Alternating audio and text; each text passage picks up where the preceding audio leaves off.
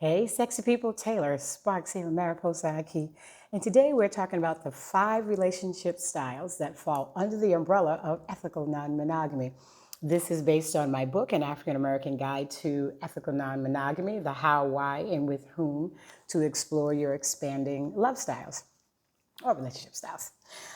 So we've already covered open relationships, swinging, aka the lifestyle relationships, polygamy. Under polygamy, we have polyandry and polygyny. And now we're going to talk about polyamory. And polyamory is to have more than one romantic / and or intimate relationship at the same time with all parties knowing and consenting. So everybody knows. All polyamorous relationships are not sexual, although most may be intimate, but they are not all sexual. So polyamorous relationships can also take a number of forms. You can have a V, where this person here, or a hinge relationship, this person here is the hinge that these two people are dating. Open V may be that all 3 of them also have the option to date others. A closed V is where they all are just dating each other. They're all romantically involved with each other. They still may date or have sexual relations with other, but their intimacy, their relationship as a unit, if you will, are these 3. You can have quads where you have 4 people, and the 4 people could be 2 heterosexual couples. It could be 2 gay couples. It could be 2 trans couples. It could be 2 bi couples. The thing is that there are 4 people that are intimately and romantically involved with each other. All 4 may not be sexual with each other, but the 4 are committed to a romantic relationship with each other. And then you could have 4 people, and each of those 4 people have other people that they're dating, and those people are dating, and everybody knows everybody, and then you have a polycule, right? And then at some point, you're dating so many people, you become polysaturated. See how that's done there, right? Love is infinite, but time is not. So you can only, love as many people as you have time for, or that you can afford. Depends on how deep the relationship is.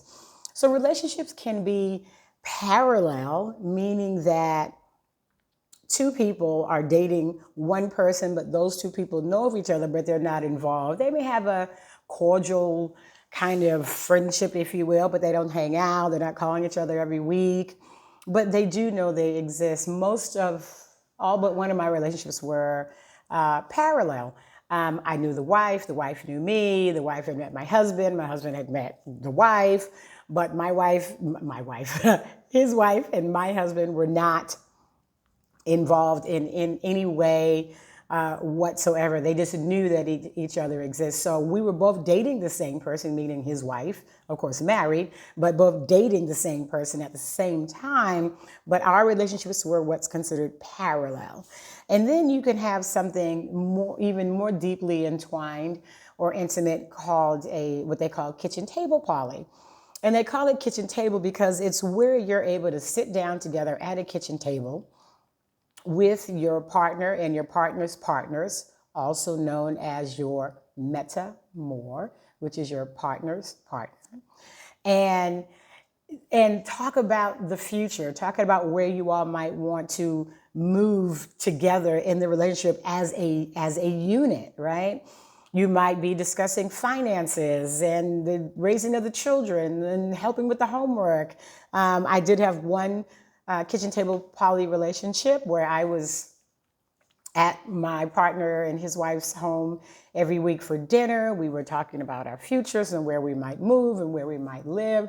They were talking about kids. I'm like, I've had my kids. You all can have all the kids you want together, and I'll just be Tia Taylor. I'll be Auntie Taylor because I'm not having any more children, but was happy to support them in their efforts to have children. So there were future plans. This was more kitchen table poly.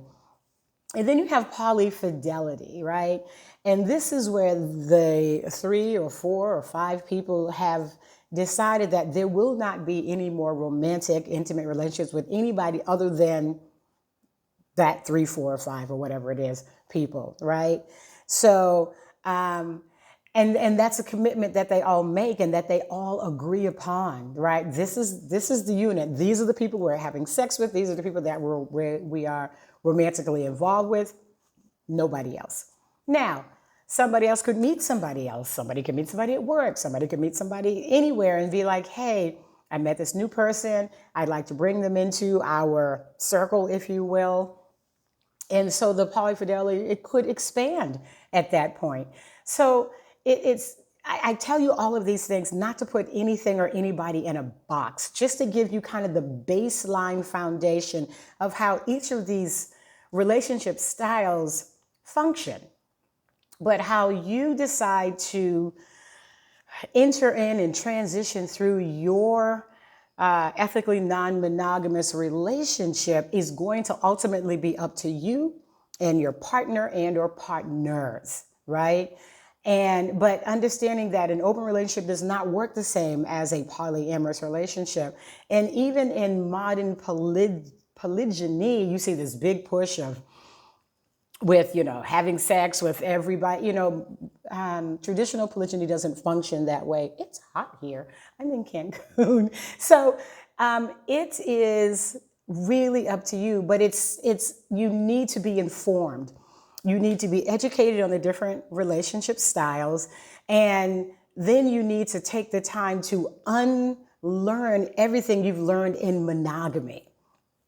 Your relationship needs to really be on solid ground before you seek to open it into an ethically non-monogamous relationship, because an ethically non-monogamous relationship will not fix whatever challenges or issues that you're having.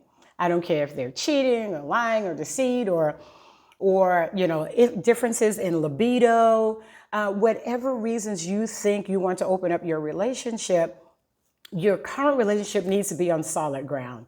So there may be a case for therapy before you open up your relationship to make sure that you get the things and structure in place, that your foundation is solid, that your communication skills are solid. Because once you ring that bell, if you will, you're not going to be able to unring it, first of all. And then you may decide, well, we're good, we don't need therapy, but we might need coaching. And that is where I come in. Because therapy is really about, uncovering and or recovering, right? We need to recover from the trauma. We need to fix the things that are wrong. Whereas coaching is about discovering. And I'm here to help you discover the best way to transition in, or even transition through maybe some bumps and things that you're having within your ethically non-monogamous relationship. So I do have a bonus talk for you coming up tomorrow, and it is on setting boundaries. So until that time, stay sexy, and I look forward to talking to you again. Ciao.